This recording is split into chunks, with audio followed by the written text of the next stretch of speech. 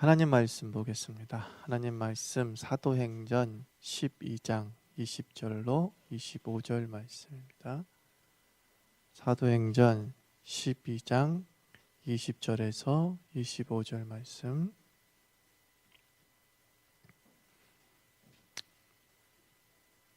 함께 있습니다. 시작.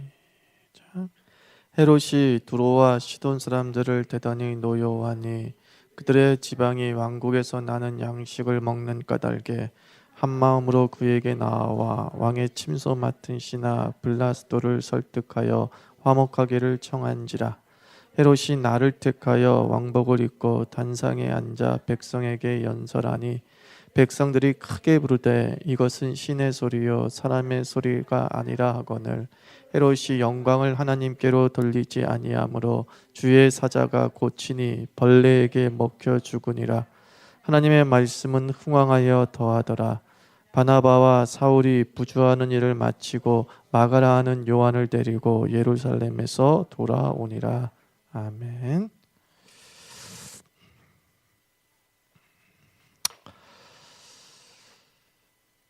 급격하게 망하는 비법이란 제목으로 말씀 증거합니다. 급격하게 망하는 비법. 하나님이 가장 싫어하는 것이 무엇이냐? 당연히 교만이죠. 교만. 베드로전서 5장 5절 말씀 보면 젊은 자들아 이와 같이 장로들에게 순복하고 서로 겸손으로 허리를 동이라. 하나님이 교만한 자를 대적하시되 겸손한 자들에게는 은혜를 주신다라고 말씀했습니다. 하나님이 적으로 두는 존재가 하나 있는데 교만한 자를 적으로 두신대요.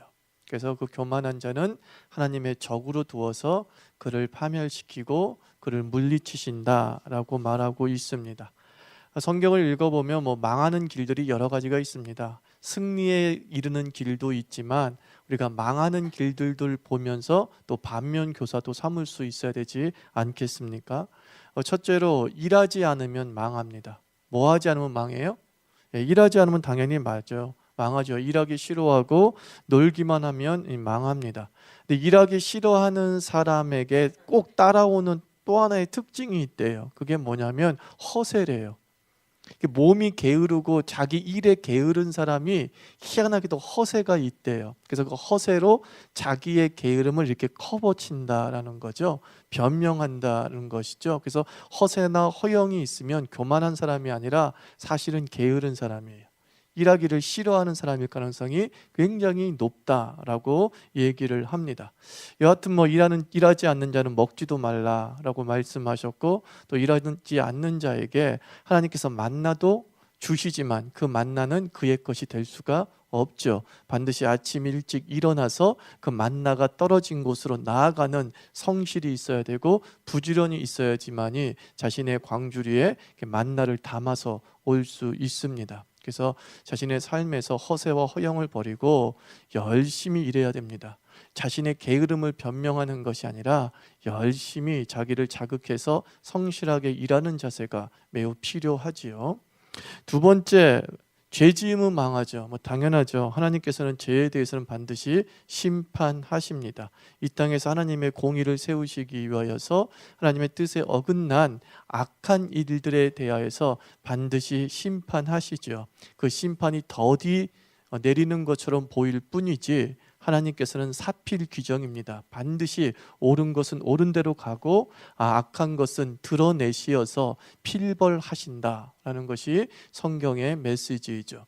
세 번째, 우리가 앞서 말씀드린 확실한 길, 교만함을 망하는데 앞에 것 두 가지는 급격하게 망하지 않아요. 서서히 망하고 천천히 망해요. 오늘 게으르다고 해서 내일 망하는 것 아니지 않습니까? 그죠? 단지 그냥 100만 원 벌던 것 90만 원 버는 것으로 끝나는 거예요. 10만 원밖에 안 준단 말입니다. 그런데 이 교만은 급격하게 망합니다. 교만한 사람들은 어느 순간에 완전히 무너지는 것을 곳곳에서 발견할 수가 있습니다. 왜 교만은 이렇게 치명적인 죄이냐면 이 교만은 마귀를 닮아가는 것이기 때문이죠. 이 사탄이, 이 마귀가 왜 하나님을 향해서 대적하게 되었습니까? 교만하여졌다라고 얘기를 하죠. 그래서 하나님보다 높아지려고 하는 그 교만한 마음 때문에 사탄이 어떻게 했습니까? 하늘에서 그냥 뚝 떨어진 거예요. 하늘에서 뚝 떨어지면서 순간에 추락을 맛보게 됩니다. 그 문자적으로 교만이라는 단어가 우페레 파노래요. 우페레 파노 스구나.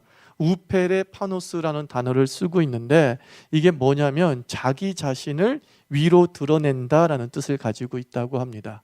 누구를 위로 드러내요? 자기 자신을 위로 드러낸다라는 겁니다.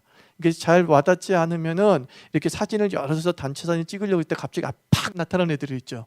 짠 나타나면서 쫙 하면서 자기가 가운데 딱 찍히고 제일 전면에 나타나기를 이렇게 바라는 마음. 그게 우페 레파노스라는 단어라는 거예요. 어떻게든 자기가 제일 앞에 드러내려고 하는 것. 그래서 사진 찍을 때 보면은 이렇게 주변부에 쓰려는 사람도 있고 꼭 중앙에 쓰려고 하는 사람도 없지 않아 있어요. 없지 않아 있어요. 교만한 사람은 주변에 있지 않고 가운데 있어요. 향후 저 사람은 굉장히 교만해질 가능성이 높은 거죠. 어떻게든 사진 찍을 때 가운데만 서려고 애를 쓴다. 만약에 그 사람이 우연찮게 가운데 섰으면 모르는데 저 사람이 이상하게 가운데만 쓰려고 그래 라고 한다면 이제 그의 마음속에 우페레 파노스가 작용할 수도 있는 거죠. 자기 자신을 위로 나타낸다라는 겁니다. 우리나라 단어 중에서 압권이라는 단어가 있지 않습니까? 이 압권이라는 단어가 이 우페레노스라는 단어와 비슷할 것 같아요. 이 압권이라는 단어가 사실 이 과거 시험 용어잖아요. 과거 시험 용어. 이렇게 과거 시험을 볼 때 이게 여러 명이 급제하지 않습니까? 그때에 장원 급제한 사람의 이게 글을 다른 급제한 사람들 위에 이렇게 딱 올려놓는 거예요. 그래서 이 압권이라는 단어가 위에서 밑에 것을 누른다 그런 뜻이거든요. 그러니까 장원 급제한 사람의 글을 가장 위에 딱 올려놔서 나머지 10명, 20명의 급제한 사람들 글을 딱 누를 때 쓰는 단어가 압권이에요. 압권. 이게 바로 이제 성경에서 말하고 있는 교만이라는 단어와 매우 일치하고 있죠. 자기 자신을 완전히 위로 드러내고 다른 사람들은 밑으로 깔아 뭉개려고 하는 그런 태도, 그것이 바로 교만이다라고 성경은 말씀하고 있습니다. 그러니까 무엇보다도 하나님께서 우리를 만드신 이유는 우리를 하나님께 영광 돌리고 하나님을 찬송하게 하시기 위해서 우리를 만들었는데 어느 날부터 이 사탄이란 존재는 하나님을 찬송하는 것이 아니라 자기를 찬송하게 만들고 그리고 피조물을 찬송하게 만든단 말입니다. 압권을 행사하는 거죠. 압권을 행사하는 거죠. 그냥 딱 하나님을 밑으로 눌러버리고 그 어떤 하나님도 사라지고 오직 나 자신의 권세와 영광과 능력이 드러내는 것, 그것이 바로 교만이에요. 교만. 그래서 이런 교만은 하나님께서 반드시 가만 놔두시지를 않습니다. 이 여러 가지 죄가 있는데 성경에 보면은 하나님께서 정말 직접적으로 처리하시는 죄가 두 가지가 있는데 그 첫 번째가 교만이고 두 번째가 간음이에요. 여러분들. 하나님께서 성범죄하고 이 교만죄에 대해서만큼은 굉장히 직설적으로 개입을 하십니다. 이유가 뭐냐면 교만과 간음죄는 하나님을 숭배하는 태도와 관련되어 있기 때문에 그렇습니다. 이 간음이라는 것을 우리가 우상 숭배의 영적 간음의 용어로 사용하지 않습니까? 그래서 하나님을 떠난 우상 숭배 종교의 특징이 뭐냐면 간음이에요. 간음. 성적으로 굉장히 문란해요. 그래서 그들에게는요 일부 일처 의식이 없는 거예요. 오직 한 아내만, 한 남자만 바라보겠다는 의식이 없어요. 그래서 그 종교를 받아들이게 되면 결국은 유일히 신이신 하나님만 바라보는 신앙이 깨져버리거든요. 그래서 여러분들 가정에서 혹시 일부 일처라는 개념이 무너졌다면 그 사람은 신앙도 그렇게 무너져요. 갑자기 하나님 외에 다른 신이 보이는 게 아니라 하나님만 섬겨도 되나? 라고 하는 하나님이 그렇게 썩 나에게 직접적으로 심판하지 않는 것 같아? 라고 하면서 용기가 생겨요. 한번 간음을 한 사람은요. 용기가 생겨요. 그래가지고 하나님을 향한 집중력들을 굉장히 상실할 수가 있거든요. 그래서 하나님은 이 두 가지에 대해서 아주 심각하게 다루시는 거예요. 그래서 고린도전서를 말씀 읽어보면 하나님께서 그 간음하는 자들을 어떻게 했다고 해서 그 영혼을 구원하시기 위해서 그 육신은 죽이셨도다 이런 말씀이 나오죠. 바울이 하도 니네들 가늠하지만 니네들 깨끗하게 살아, 니네들 정결하게 살아, 그렇게 얘기해도 말 안 듣는 교회 직원들이 있었다는 거예요. 선출된 직분자들이 있었다는 거예요. 하나님이 어쩔 수 없이 가만 놔두면 안 되겠구나. 일단 쟤네는 구원받은 게 확실해. 선택했어.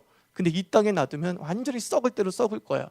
그래서 하나님은 그를 죽이고 그의 육신은 죽이시고 그의 영은 살리셨도다, 이렇게 말씀을 하죠. 그래서 교만과 이 성적 범죄라는 것은 하나님께서 굉장히 중요하게 다루고 있는 부분임을, 다 죄가 문제지만 그 부분이 우리 신앙에 또 하나님을 섬기는 태도에 매우 지대한 영향을 미칠 수 있음을 꼭 기억하시면서, 당연히 우리는 교만과 이런 성적 범죄를 멀리하려고 노력을 해야 되는 거예요.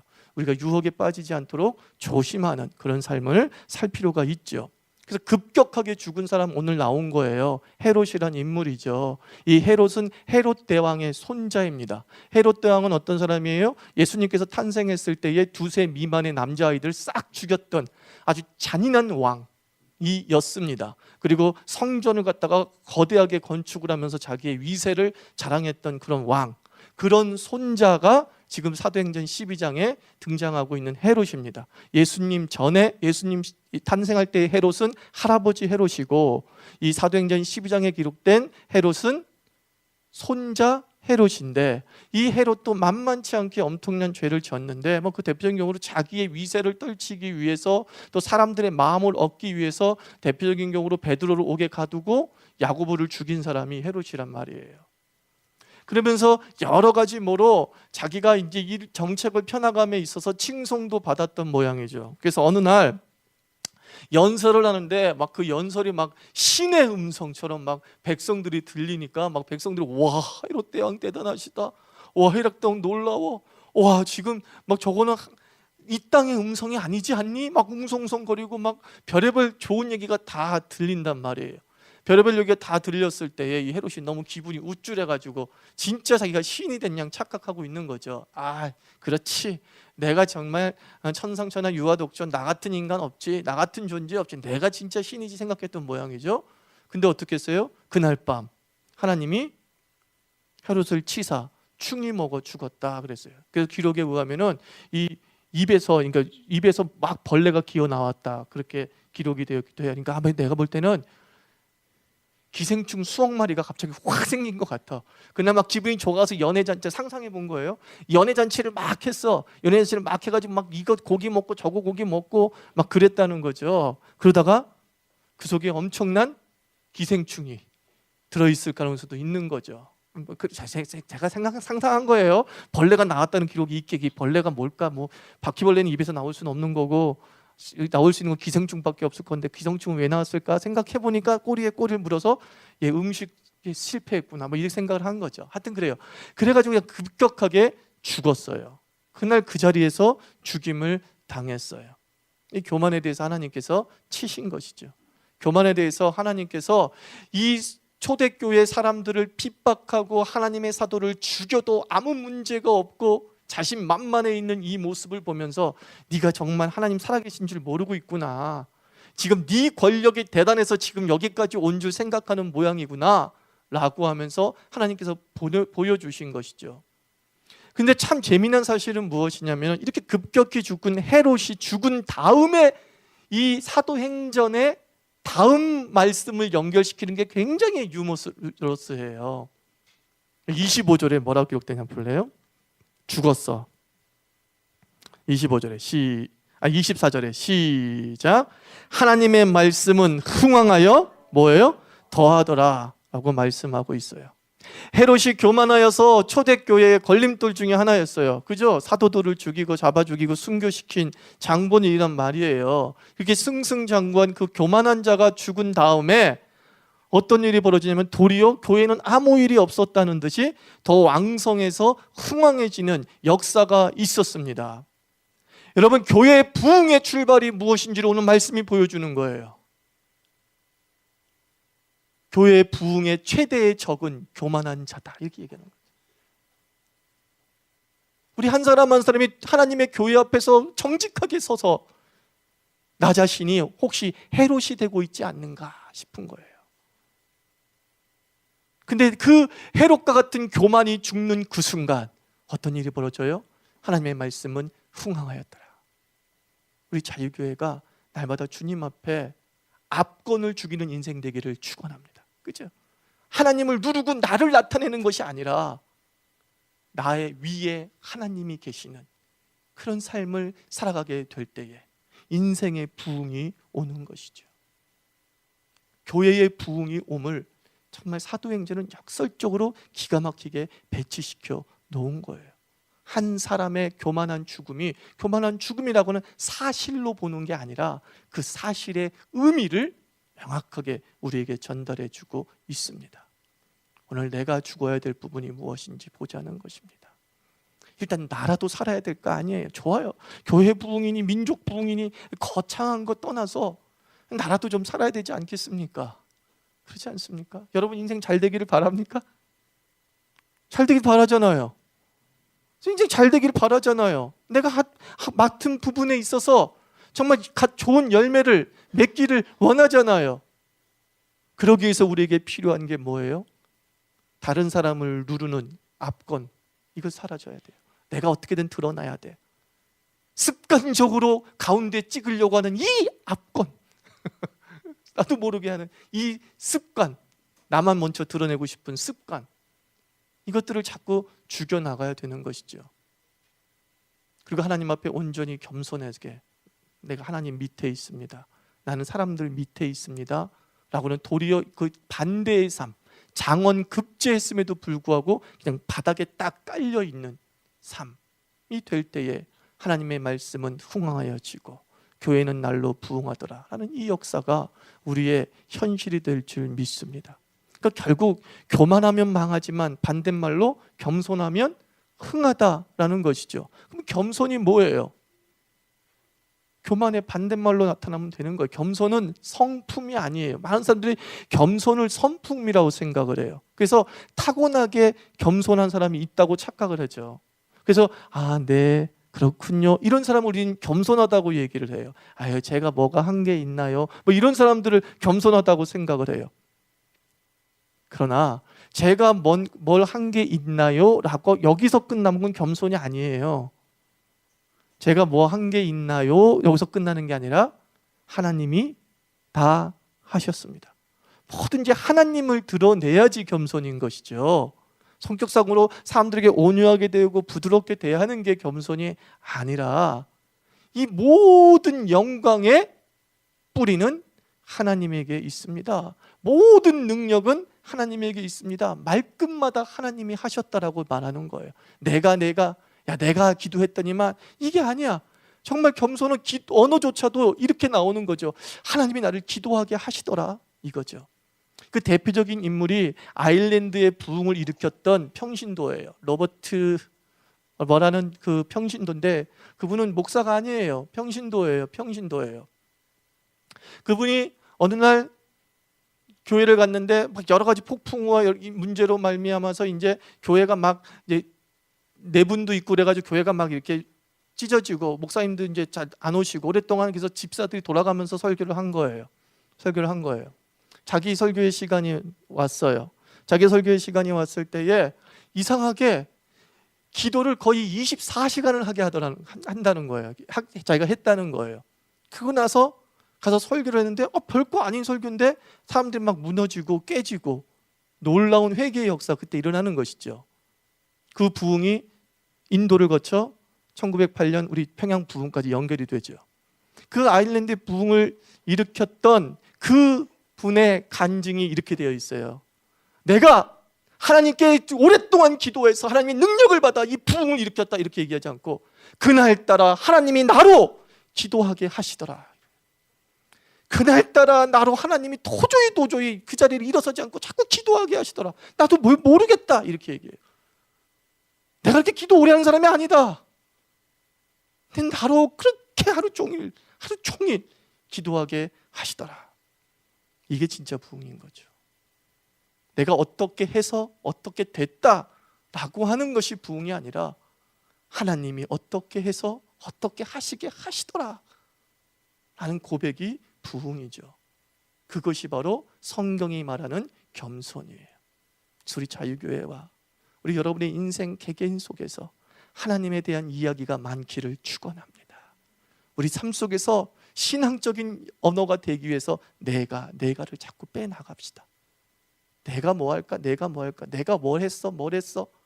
라고 하는 것이 아니라 내가 했음에도 불구하고 도리어 기도를 하게 하신다라는 이 수동적 언어를 사용할 필요가 있죠. 그래서 옛날에 권사님들하고 제가 전에 섬기던 교회 권사님들하고 이제 기도원에 같이 올라가서 이렇게 기도하다가 그분들이 이렇게 얘기해요. 목사님 제가 조금 조심스럽게 얘기하는데 교만하게 듣지 마세요. 기도는 하는 게 아니라 되는 거더라고요. 저한테 그러는 거예요. 제가 그때 33살인가 그랬는데 저는 그 80 먹은 권사님이 기도는 하는 게 아니라 되는 거더라고요. 그리고 맞는 말이죠. 기도를 한다 그러면 뭐예요? 내 의지와 내 노력이 담겨져 있어. 물론 기도는 해야 됩니다. 그런데 기도를 하면서 점점 어디로 나가야 돼요? 기도가 되는 역사로 나가야 돼요. 하나님이 하게 하시는, 계속 하려고 하는 내 마음에 불을 막 붙이셔가지고 나도 모르게 덩실덩실 그 흐름을 타서 기도가 되는 거예요. 우리 자유계 교인 여러분, 기도 되는 인생 되기를 축원합니다. 기도가 막 돼. 하나님 막 기도하게 하시니까 기도가 돼. 나는 10분만 끝내려고 했는데 막 하나님이 되게 하셔가지고 그냥 그 다음날 출근을 못할 정도야. 기도가 되게 하시는 거, 그게 바로 겸손이라는 거예요. 하나님이 모든 것을 하셨다 하면 망이 흥이 될 줄 믿습니다. 그러나 내가 해보겠다 하면 흥도 망이 되는 거예요. 이게 헤롯에게 가르쳐주는 메시지죠. 그래서 우리 자유교회, 특별히 우리 자유교회를 위해서 여러분들, 우리가 헤롯처럼 교만해 죽어서 24절 교회가 날마다 흥왕하여지더라는 이 역사를 체험하는 교회 되기를 주의 이름으로 축원합니다.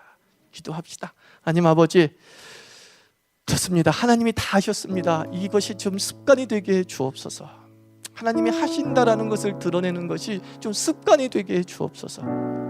불쑥불쑥 내 속에 압권이 나타나려고 해. 뭔가를 다 눌러버리고, 하나님의 역사를 눌러버리고, 동역자들의 역사를 눌러버리고, 내가 딱 장원급제 시험지처럼 위에 딱 올라가서 다른 걸 더 눌러버리려고 하는 자꾸 이 압권의 스타일이, 내 스타일이 습관되지 않도록 도와주시옵시고, 언제나 바닥에 있어서 내 위에 하나님이, 내 위에 나의 동역자가 드러나는 삶을 살게 해 주시옵소서. 주여, 부흥을 체험하게 하여 주시옵소서. 함께 기도하겠습니다.